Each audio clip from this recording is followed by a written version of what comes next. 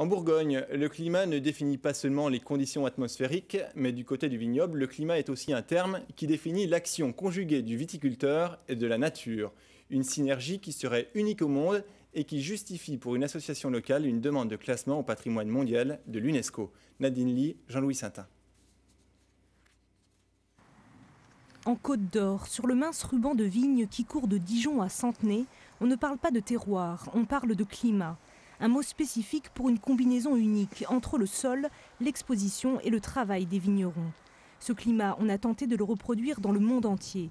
Certains estiment qu'il a une valeur universelle exceptionnelle et qu'il mérite donc d'être classé au patrimoine mondial de l'UNESCO.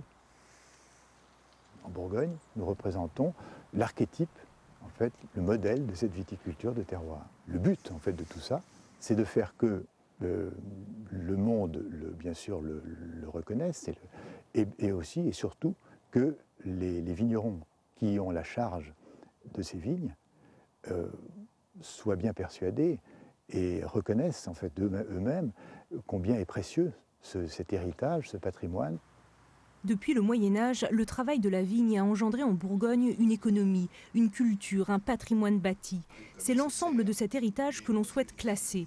Le dossier est donc porté par les viticulteurs, mais aussi par les collectivités territoriales. Nous sommes à un stade de concertation où nous rencontrons les acteurs du territoire à l'échelle des intercommunalités, communautés de communes entre Dijon et Beaune et Centenay.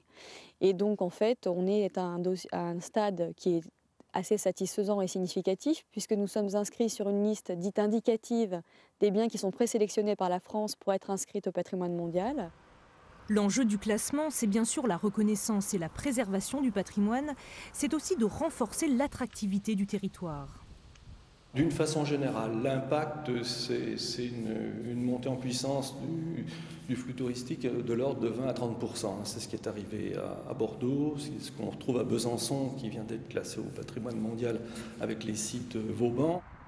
Il faudra encore 1 an pour que les acteurs constituent un dossier solide. Il faut ensuite qu'il soit retenu par la France puis par l'UNESCO.